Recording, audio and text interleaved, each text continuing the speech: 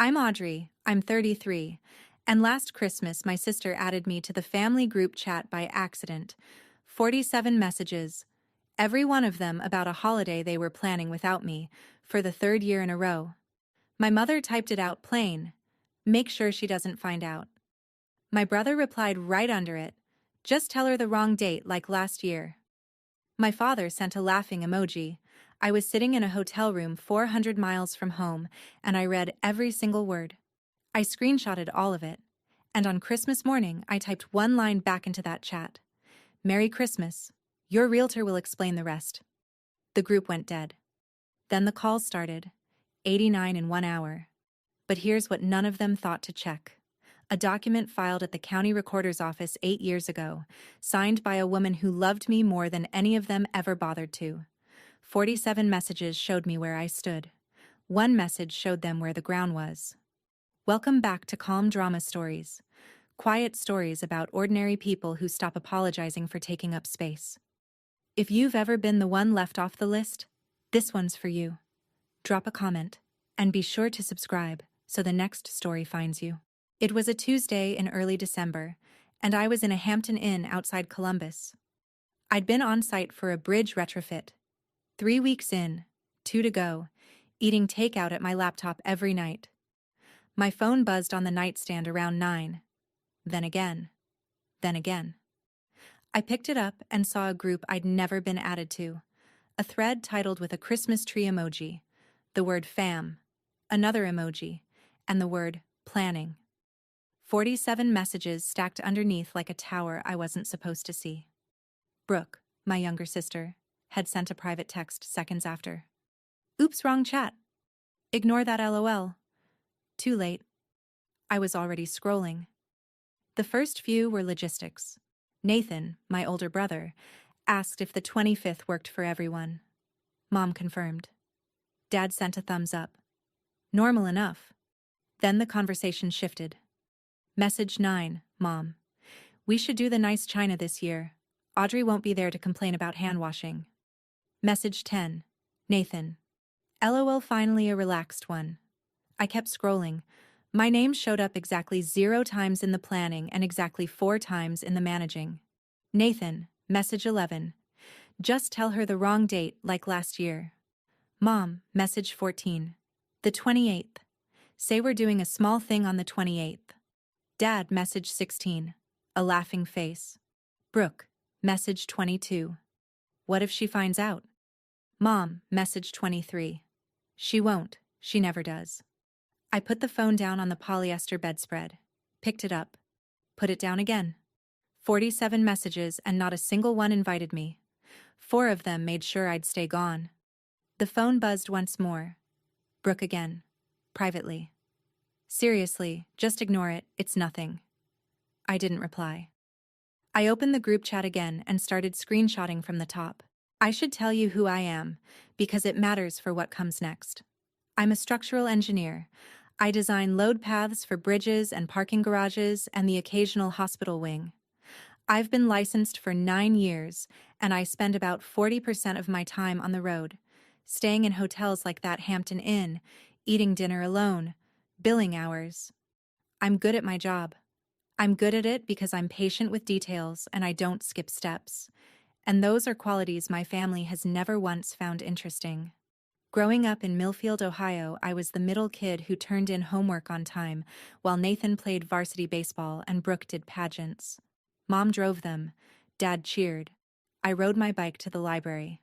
That was fine. I told myself busy people get forgotten, and I kept telling myself that for years. I sent the Christmas gifts on time every year. I booked the restaurant for Mom's birthday 3 years running. When Dad needed his truck moved for surgery, I drove 6 hours on a Thursday to do it. When the roof leaked during a storm and Nathan was too busy to check, I called the roofer from a job site in Kentucky and paid the deposit over the phone. I never asked to be thanked. I just assumed that being useful was the same as being included. And still, last December, I showed up at the house on the 28th, the date they gave me, with a baking dish full of scalloped potatoes and a bottle of wine, and the door was locked, lights off, wreath still on the hook but nobody home. I called Mom. She picked up on the fifth ring, voice light. "Oh, honey, I thought we told you. We did Christmas on the 25th this year. It was a last-minute thing." I stood on the porch with the potatoes cooling in my hands and I said, "That's okay. My fault for not checking." It was not my fault. And it was not last minute.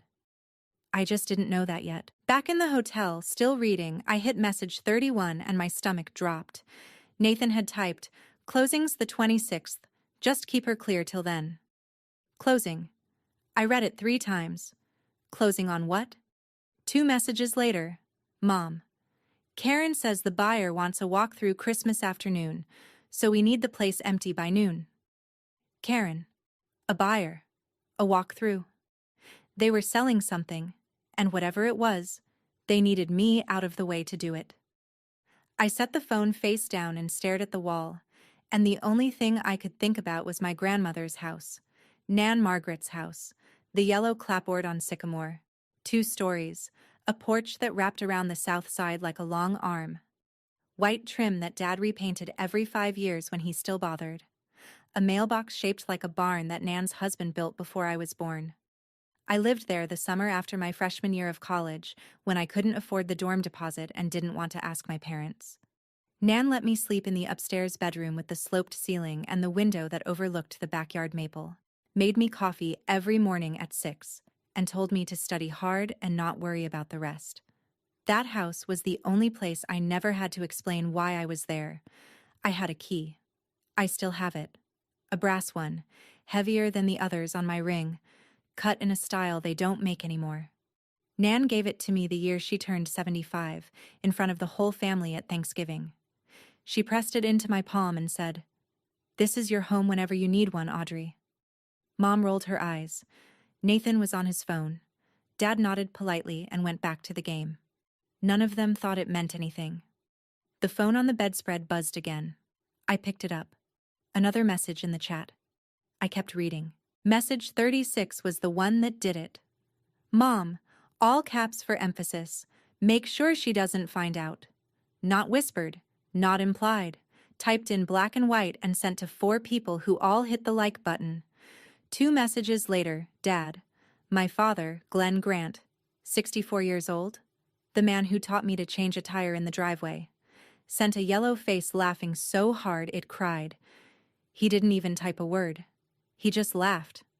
I screenshotted that one twice because my hands were shaking and the first capture was blurred. I want to be clear about something. I didn't screenshot those messages to use as weapons. I did it because I was alone in a hotel room and my chest was compressing, and I needed proof that I wasn't making this up. I've spent years smoothing things over, years telling myself the missed invitations were scheduling errors and the wrong dates were honest mistakes.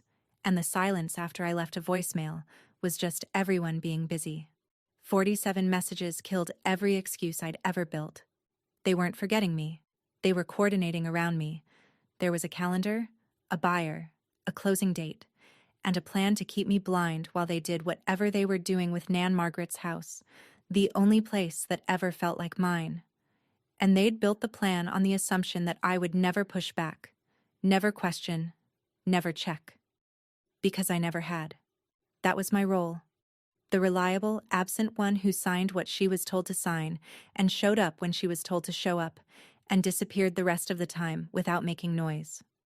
I sat in that hotel room until midnight, reading the thread forward and backward, and the thing that kept circling was the word again. Like last year. Which meant last year wasn't an accident either. The potatoes, the locked door, the light voice on the phone. All of it was the same play, run twice. My thumb hovered over the call button next to Mom's name for 11 seconds. I counted. 11 seconds of picturing the conversation. I'd say I saw the chat, she'd go quiet, then she'd cry, then she'd tell me I was being dramatic, then I'd apologize for making her feel bad about making me feel invisible. I'd done that math before. I knew the answer. So I pulled my thumb back and locked the phone. I sat on the edge of the bed with both hands flat on my knees, the way I sit when I'm reading a structural report that doesn't add up. Still, focused, looking for the load that's not where it should be. And I asked myself one question: what, exactly, are they selling? Because here's the thing. Nathan typed, "Closings the 26th." That's real estate language. Mom mentioned a buyer and a walkthrough. Karen is a person who arranges those things. If they were selling Nan Margaret's house, that was a problem, but it was also a question. Nan died 3 years ago. The house should have gone through probate or a trust or whatever she'd set up, and I didn't know the answer because nobody had ever told me. Nobody asked me to sign anything. Nobody mentioned an estate attorney or a closing date or a buyer until 47 messages fell into my lap by accident. So before I said a single word to anyone, I needed to know what I was actually dealing with. Not the emotions, the paper. The recorded, filed, notarized paper. I turned on the lamp, opened my laptop, and typed the Millfield County Recorder's Office into the search bar. While the county website loaded, slowly, the way small government portals always do, I unclipped my keyring from my bag and held it under the lamp.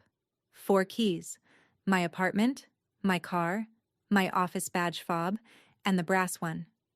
Nan Margaret's key was thicker than the rest, a little tarnished, with a square bow that dug into my palm when I squeezed. I'd carried it for 8 years. Never took it off the ring, even after she died. Even after I stopped going to the house because it hurt too much, and because nobody invited me anyway. The night she gave it to me, Thanksgiving, she'd pulled me aside after the dishes were done and the football was on, and the house smelled like nutmeg and dish soap. The whole family was in the living room. She walked me to the front door, took the key off a hook by the coat closet, and pressed it into my hand. "This is your home whenever you need one, Audrey." She said it loud enough that Mom looked up from her phone. Dad glanced over. Nathan didn't. Brooke was 12 and drawing on a napkin. Mom had smiled the way she smiles when she thinks someone is being theatrical. A tight lift at the corners, no teeth. "Mom, she's not homeless," she said. Nan didn't look at her. She looked at me. "Keep it." I nodded. I didn't understand then why she said it that way. Like she was handing me something heavier than a key. Like it was a document, not a gesture. The county recorder's page finally loaded. I typed in the address, 412 Sycamore Street, Millfield, Ohio. The search wheel spun. I set the key on the desk next to the laptop and waited. The recorder's site was basic. A white page, blue links, a search bar that looked like it hadn't been updated since 2011. I got a list of documents associated with 412 Sycamore. The original purchase deed from 1974 when my grandparents bought the place, a refinance in 1998, a satisfaction of mortgage in 2009, and then one more entry. A quitclaim deed, recorded 8 years ago, with a document number I could click. I clicked it. The scan took 30 seconds to load. Grainy, slightly tilted on the page, the way county scans always are. At the top, quitclaim deed. Grantor, Margaret Ann Grant. Grantees, plural, line 1, Diane Patricia Grant.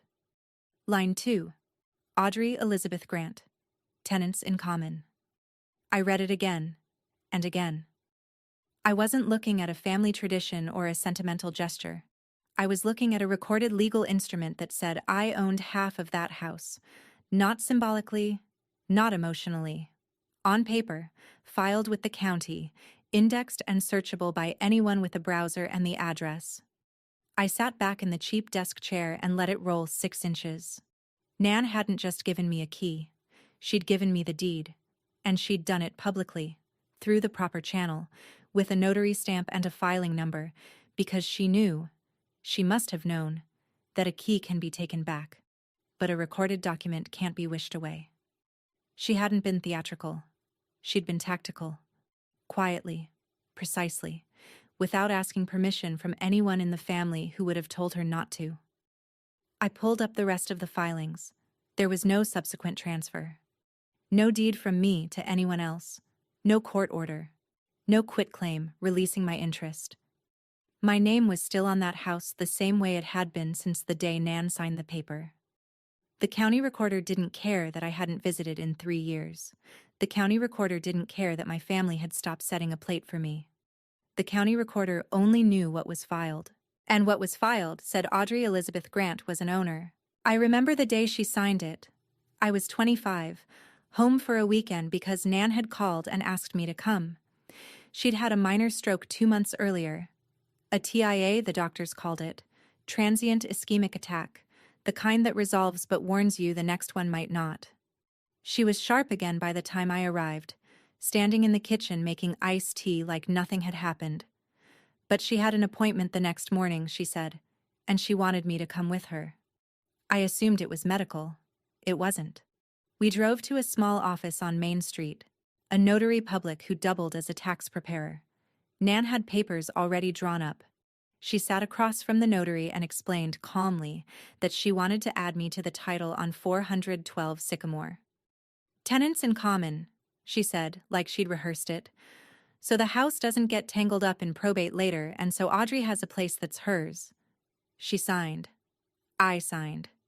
The notary stamped it, and we dropped the original at the recorder's office on the way home. The whole thing took 40 minutes. When we got back to the house, Mom was in the kitchen. Nan told her. She didn't hide it. Mom's face went flat. You're putting Audrey on the deed? Not me? Nan poured 2 glasses of tea and handed me one. You're already on it, Diane. Now Audrey is too. Mom set her jaw. This is dramatic, Mom. She doesn't even live here. Nan didn't argue. She just said, the paper's filed. It's done. I remember feeling awkward, like I'd been handed a gift I hadn't earned in front of someone who thought I didn't deserve it. I thanked Nan and changed the subject.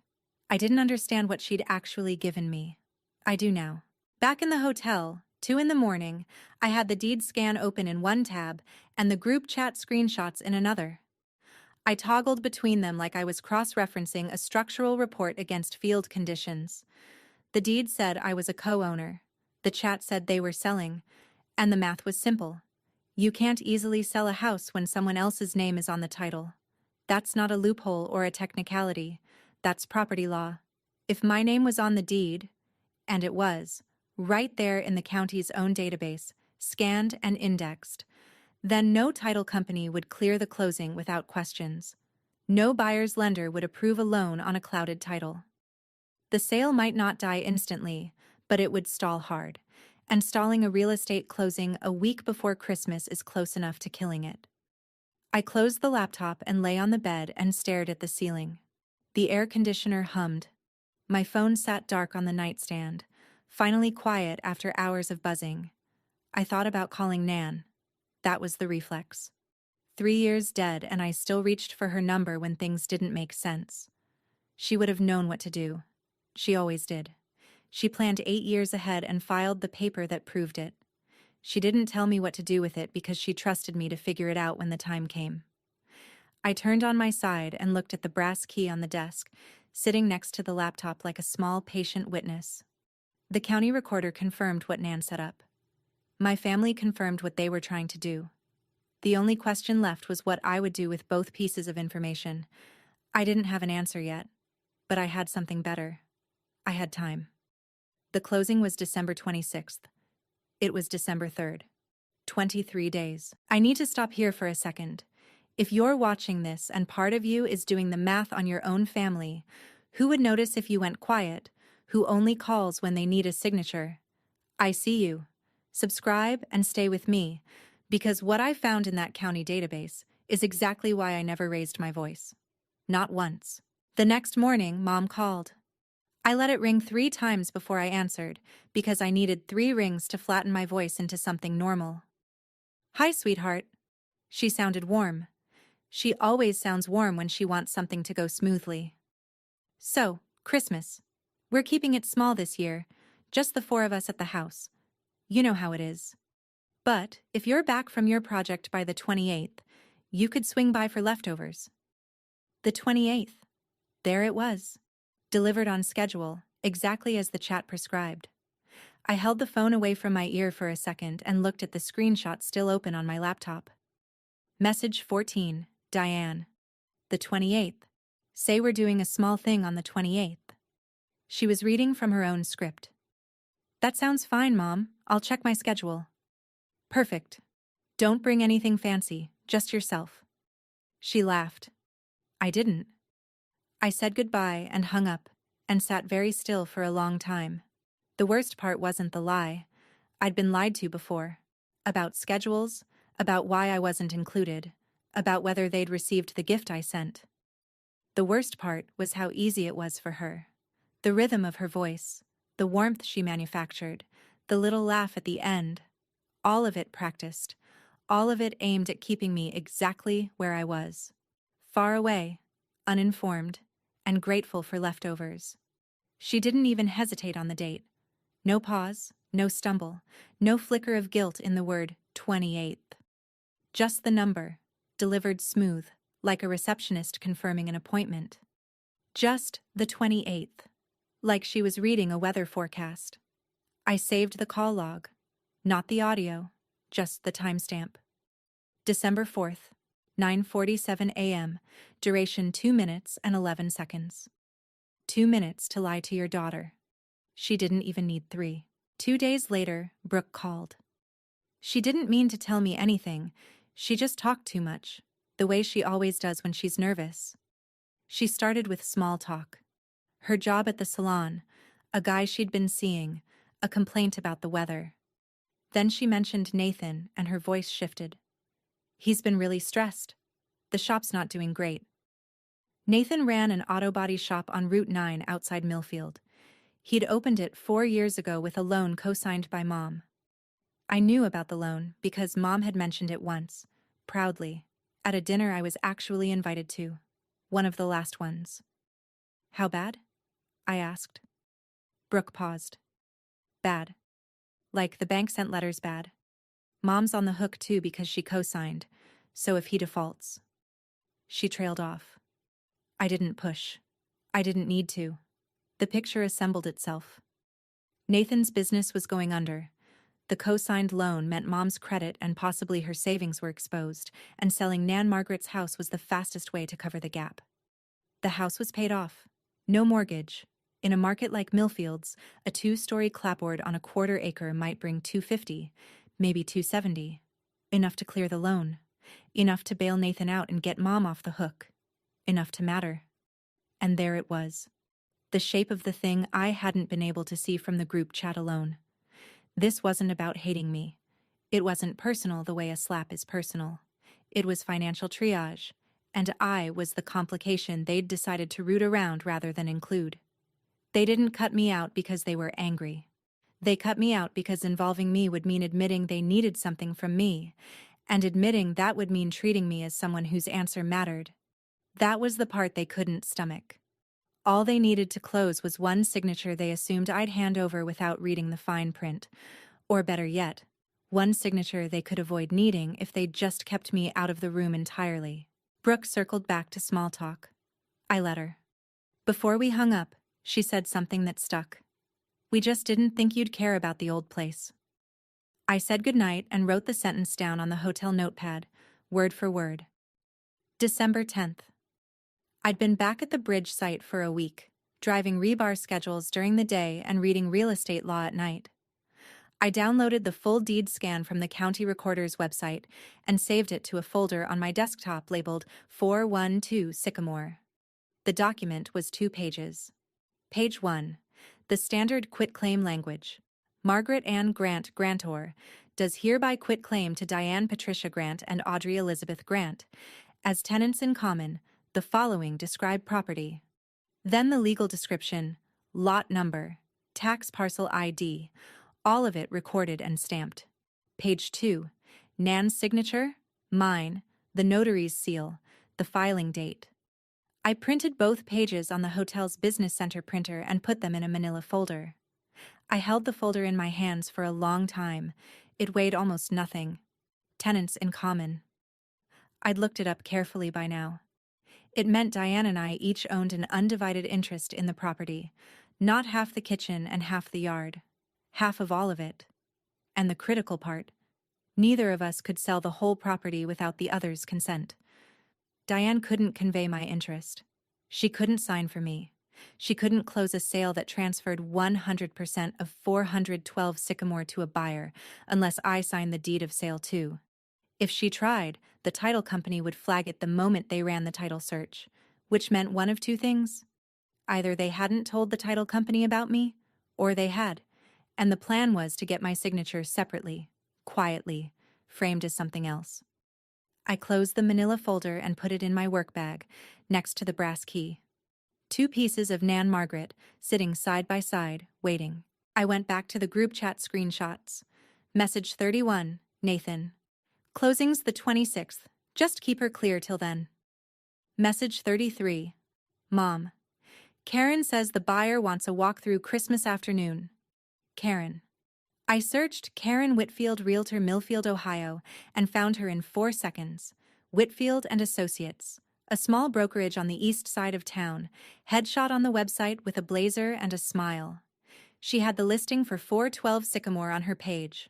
4 bedrooms, 2 baths, wraparound porch, asking $265. Listed 3 weeks ago. Contact agent for details. I stared at the listing photos. Someone had staged the living room. Nan's armchair was gone, replaced by a gray sofa I didn't recognize. The kitchen had been painted white. The porch railing where I used to sit with my coffee was sanded and restained.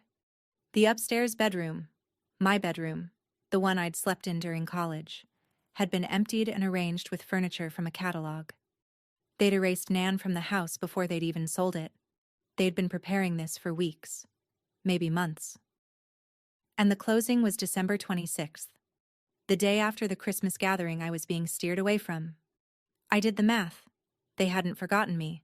They hadn't excluded me because I was inconvenient or boring or too busy to bother with.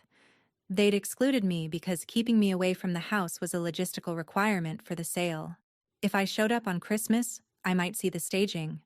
I might ask why the furniture was different. I might notice the lockbox on the front door. The wrong date wasn't cruelty for its own sake. It was project management. I was a variable they needed to control. I closed the listing tab, opened a blank document and typed 1 line. Do not react. Do not confront. Let the system work. Then I saved the file, shut the laptop, and went to bed. I didn't sleep. December 12th, I called a real estate attorney. Not a family friend, not anyone from Millfield. A licensed attorney in Columbus whose office I found through the state bar's referral line. I told him the situation in about 4 minutes. Co-owner on a recorded deed, tenants in common, property listed for sale, closing scheduled. No one has asked me to sign or inform me of the transaction. He was quiet for a moment. Then he said, "That closing is almost certainly not happening without you." I asked him to be specific. He was. No title company he'd ever worked with would issue a clear title policy if a recorded co-owner hadn't signed the conveyance. The buyer's lender, if there was a lender, would require clear title before funding. Even if it was a cash sale, no competent closing agent would proceed, knowing there was an unreleased interest on the deed. Your signature isn't optional, he said. It's structural. I almost laughed at the word. Structural. That's my job. Finding the piece that holds the rest together, the one you can't remove without the whole thing shifting. I asked him what would happen if they tried to close anyway. He said the title search would flag my name, the closing would stall, and the buyer would likely walk or renegotiate. If my family wanted to force a sale without my agreement, they'd have to file a partition action. A lawsuit. Heard in open court. Public record. Months of process. In my experience, he said, families don't want that. I thanked him, paid the consultation fee, and hung up. I wrote down 1 sentence from the call on the hotel notepad, underlined it twice. Your signature isn't optional, it's structural. Then I sat with it. 23 days had become 14. I still hadn't said a word to any of them. I could have called Mom that night. I had the screenshots, the deed, and the attorney's confirmation. I could have laid it all out. The group chat, the wrong dates, the listing photos with Nan's armchair replaced by a stranger's sofa. I could have made her explain herself. But I'd been through enough conversations with Diane Grant to know how they end. She cries. She reframes. She tells me I'm hurting her by being hurt. And somewhere around minute 12, I find myself apologizing for noticing what she did. Not this time. I didn't want a confrontation. I wanted a process. The kind of outcome that doesn't depend on anyone feeling guilty, because guilt requires a conscience, and I was no longer sure they had one available for me.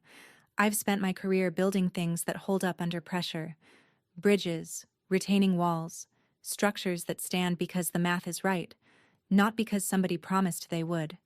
I believe in systems. And the system already had my answer. The deed was filed. The title search would find it. The closing would stall. I didn't need to raise my voice. The county recorder's office had already spoken for me 8 years ago, so I decided I wouldn't sign the sale documents. I wouldn't confront anyone. I wouldn't explain or argue or plead. I would contact the realtor directly, identify myself as a co-owner on the recorded deed, and let the title company do what title companies do: verify ownership, flag the discrepancy, and halt the closing until every party with a legal interest had been consulted. I wasn't going to shout the truth. I was going to file it. And on Christmas morning, after they'd gathered at the house and toasted their success and congratulated themselves on keeping me blind, I would send one message into that group chat, the one they'd accidentally let me see, and let the system handle the rest. One message. That was all I'd need.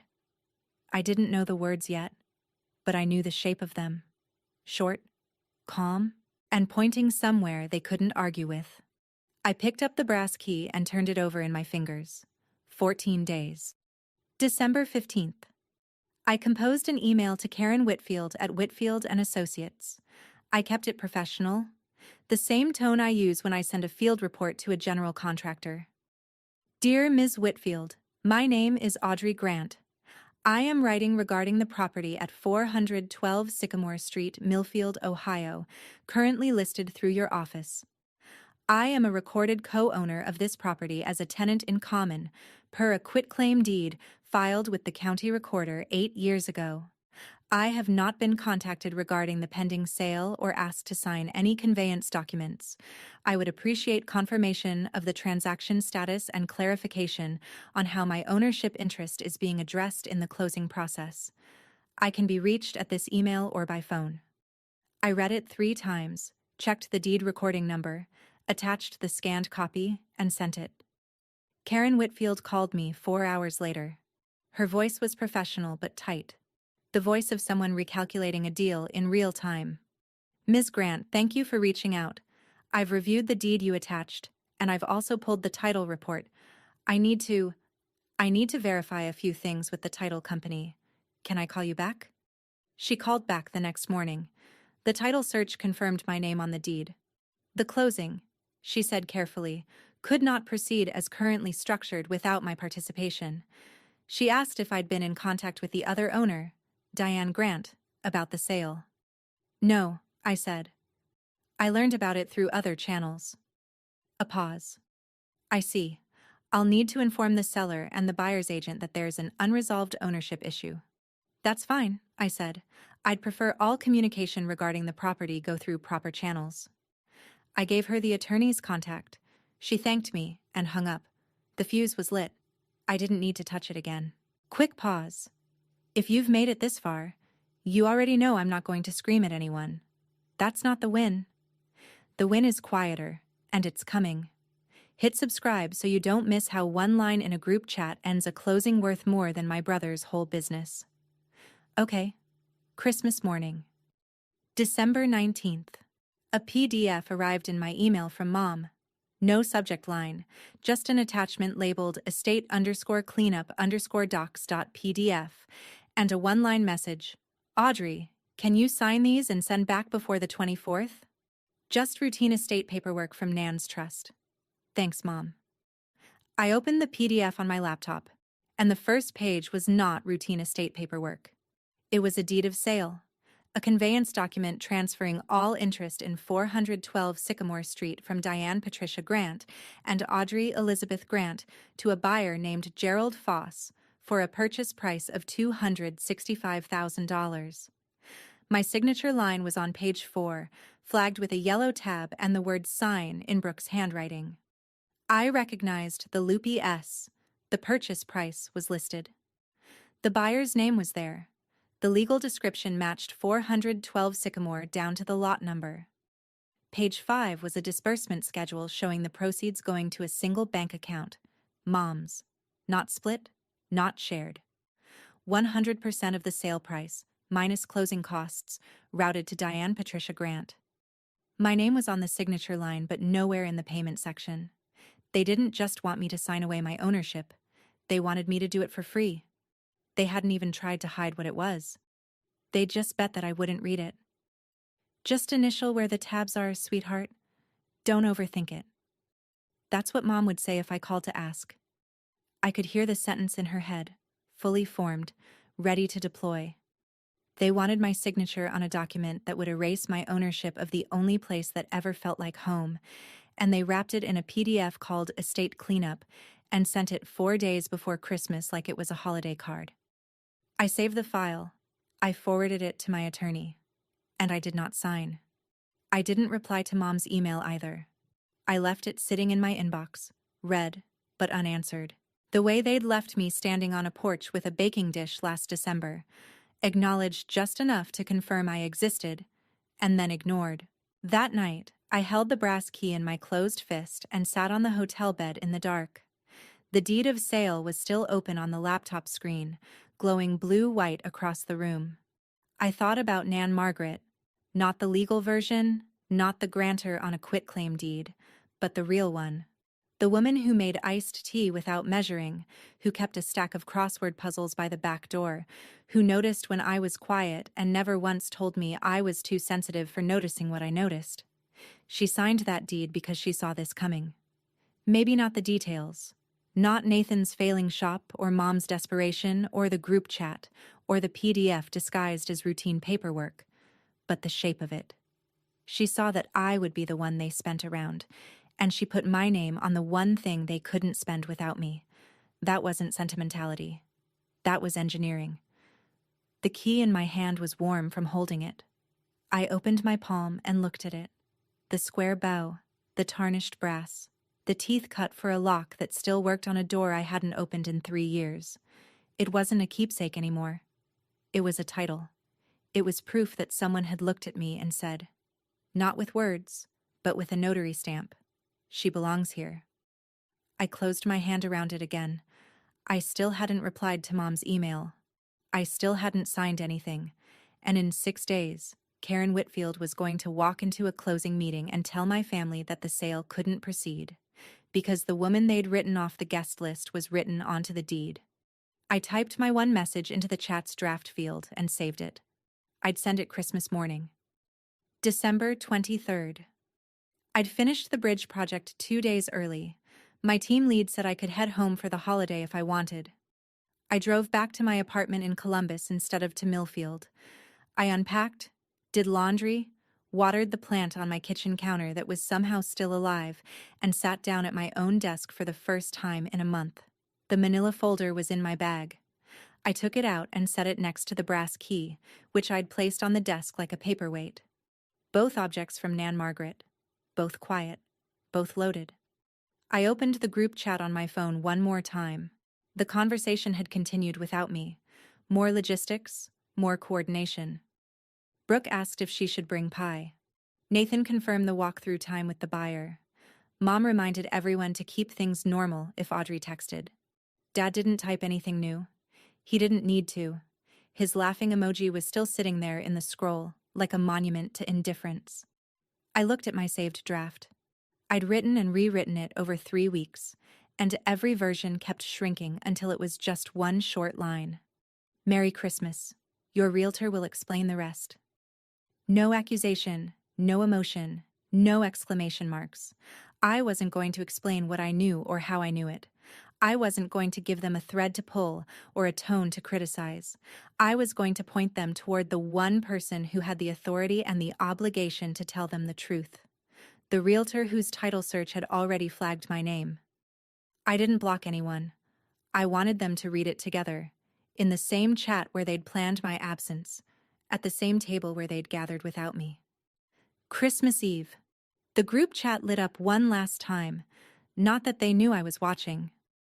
Nathan posted a photo of the house, freshly staged, porch lights on, a wreath that wasn't Nan's on the door. Brooke replied with heart emojis. Mom typed, "Tomorrow's going to be perfect. Don't forget. Nobody mentions Audrey. She thinks it's the 28th. Dad sent a Santa emoji.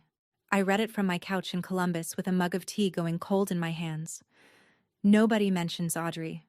3 words that summarized a decade of holiday math. Every last-minute change, every locked door, every, "Oh, we thought we told you." It wasn't casual. It was policy. I set the phone face down on the couch cushion. Outside, someone in the apartment above mine was playing Christmas music, the bass thudding through the ceiling like a slow heartbeat. I thought about what tomorrow would look like from their side. Nathan relieved, pouring coffee, talking through the walkthrough schedule with the buyer's agent. Mom orchestrating the table, fussing with napkins, satisfied that everything was on track. Dad quiet in his recliner, watching whatever game was on. Brooke setting out plates for 4 instead of 5, not counting the absence because she'd stopped counting it years ago. They'd raise a glass. They'd eat.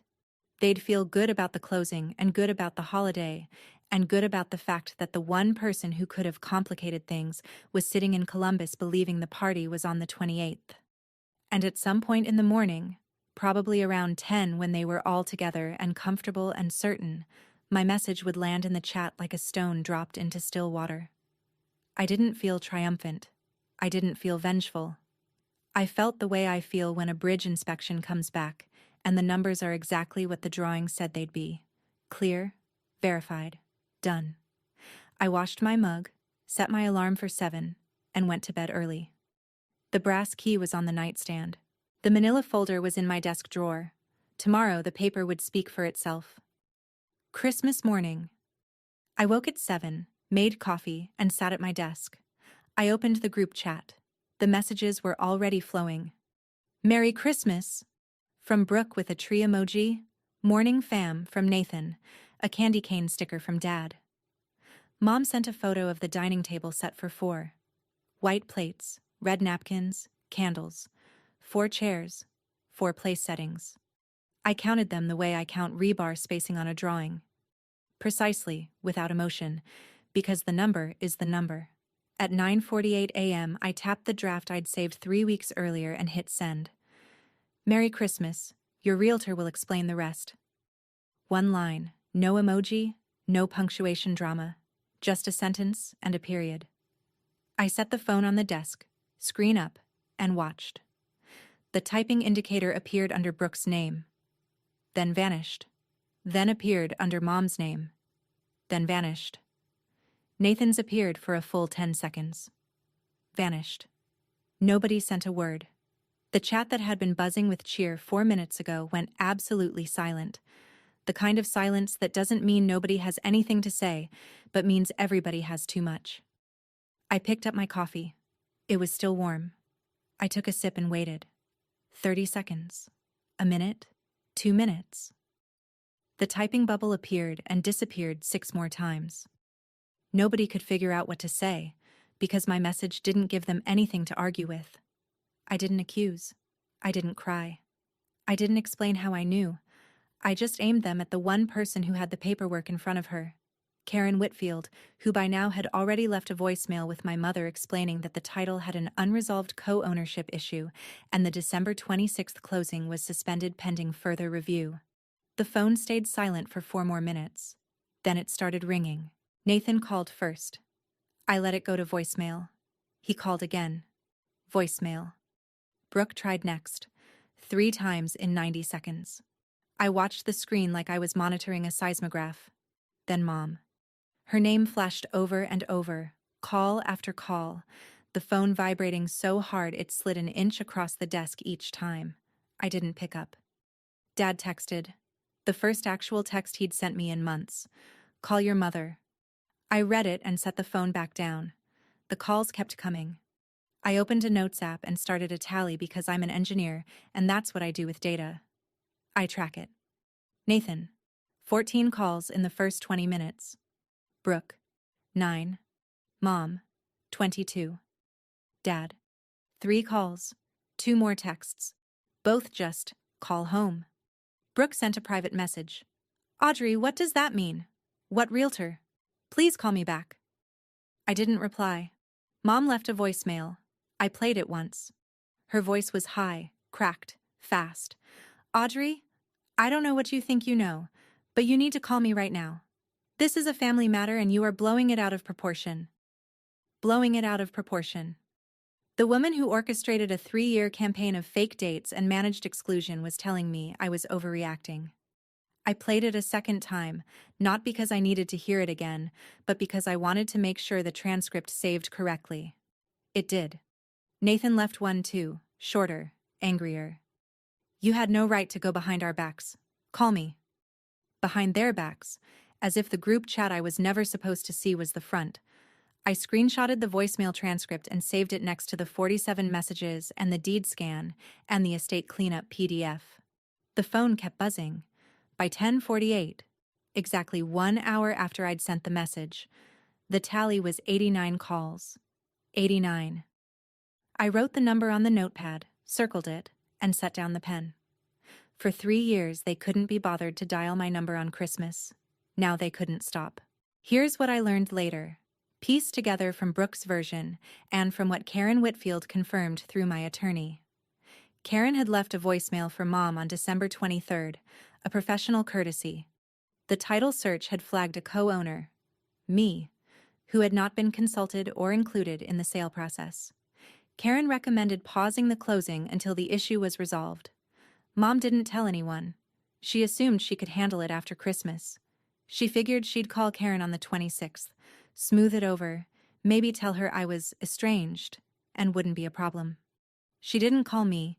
She didn't mention Karen's message to Nathan or Dad or Brooke. She buried it the way she'd buried every complication I ever represented, quietly, confidently, on her own schedule. Then my message landed in the chat. And Karen's voicemail stopped being a problem she could postpone and became a crisis she couldn't contain. Nathan called Karen at 10:15 on Christmas morning. Karen, to her credit, was measured. She told him what she'd already told Mom. The title showed 2 owners. Only one had authorized the sale, and the closing could not proceed until the other co-owner, Audrey Elizabeth Grant, either consented to the transaction or the parties reached a legal resolution. Nathan asked what legal resolution meant. Karen explained, a partition action, filed in court, heard by a judge, a matter of public record. She said it could take months. She said the buyer had already been informed and was considering withdrawing the offer. Nathan hung up. According to Brooke, he walked back into the dining room, set his phone on the table between the white plates and the red napkins, and said, "She's on the deed. The whole thing's dead." Mom sat down. Her hand went to her mouth. Dad stared at his plate. The same man who'd sent a laughing emoji 3 weeks earlier now had nothing on his face at all. Brooke said the room stayed silent for a full minute. Nobody touched the food. The candles Mom had lit were still burning, wax pooling in the holders. Finally, Nathan said, "We need a lawyer." Mom's chin trembled. "She's ruining everything." She said it twice. Nobody disagreed, and nobody corrected her. Brooke went to the kitchen and stood by the sink and called me for the 9th time. I didn't answer that one either. At 11:20, I picked up the phone and called back. 1 call. I chose Mom's number because she was the architect, and I wanted her to hear this from me directly, not filtered through Nathan or paraphrased by Brooke. She answered on half a ring. "Audrey, what have you done?" Her voice was wet and shaking, the cry that comes out when the script fails and there's no backup. I could hear the room behind her, Nathan's voice low and angry, Brooke sniffling, the clink of a fork being set down hard. She had me on speaker. Good. I wanted all of them to hear this. "I haven't done anything, Mom. Karen Whitfield did a title search, which is standard. She found my name on the deed, which has been recorded for 8 years. And she paused the closing, which is what title companies do when there's an ownership issue." My voice was level. I'd rehearsed it the way I rehearse presentations to building inspectors. Facts first, short sentences, no editorializing. "You are ruining this family," Mom said. Nathan in the background. "This is insane. She hasn't lived there in years. I let the noise pass. Then I said, "You told me the wrong date. Again. You planned a sale around my absence. You sent me a deed of sale disguised as estate paperwork and expected me to sign it without reading. I read it." Silence. Then Mom, softer now, the pivot to guilt. "We were going to tell you, Audrey. We were going to split the money. You would have gotten your share." "When?" I asked. "Before or after closing?" She didn't answer. "You told me the wrong date like last year." I let the sentence sit. Then, "The deed has the right one." Dad's voice, barely above a murmur cutting through the room. "We shouldn't have done it that way." Nobody responded to him. He didn't say anything else. That was his one honest moment. 7 words. Too late. Aimed at no one. Landed on nothing. I told them my attorney's contact information and said that any further discussion about the property should go through him. I wished them a Merry Christmas. I meant it. Then I hung up, set the phone face down on the desk, and sat in the silence of my own apartment, where nobody was planning anything behind my back. The closing on December 26th did not happen. Gerald Foss, the buyer, withdrew his offer 2 days after Christmas.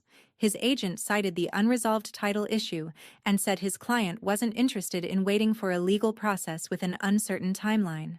Karen Whitfield called my attorney on the 28th, the day I was supposed to have shown up for leftovers, and confirmed that the listing was being pulled pending resolution of the co-ownership dispute.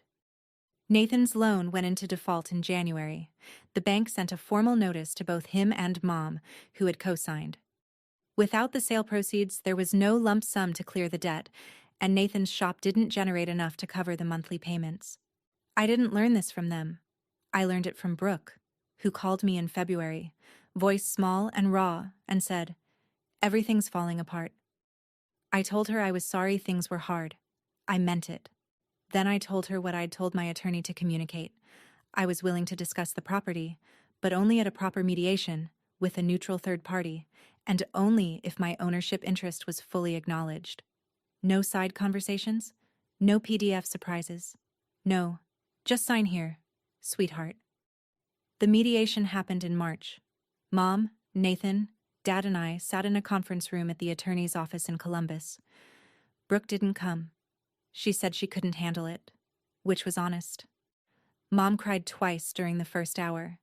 The first time was strategic. The tears she uses to signal that she's the victim. The second time was real, I think, when the mediator laid out the numbers and she realized that the house she'd grown up in, the house her own mother had built a life in, was now a problem she couldn't solve without the daughter she'd spent 3 years excluding. Nathan said almost nothing. Dad sat with his hands folded and his eyes on the table. I presented 2 options. We could sell the property together, with proceeds split according to our recorded ownership, 50-50, as the deed stated, and with a proper, transparent closing. Or I would buy out Diane's share at fair market value, appraised by a licensed professional. I didn't offer a third option. I didn't negotiate against myself. Nathan finally spoke. He leaned forward and said, "Nan would have wanted us to keep it in the family." I looked at him for a long moment. "Nan did keep it in the family," I said. "She put my name on it. The question is whether you consider me family." The mediator suggested a break. We took 10 minutes. When we came back, Mom asked if we could just go back to how things were. The mediator asked her to clarify. She couldn't. We agreed to the sale. The house went back on the market in April with a new listing agent, not Karen, because Mom refused to work with her again, which was fine. It sold in May for $258,000. My share, after closing costs, was $121,000. I deposited it into a savings account and didn't touch it. Before the new buyers moved in, I drove to Millfield one last time. I parked on Sycamore, walked up the porch steps, and put the brass key into the lock. It still fit. The door opened into an empty house that smelled like fresh paint and wood polish. I stood in the living room where Nan's armchair used to be, and I didn't cry. I just looked around.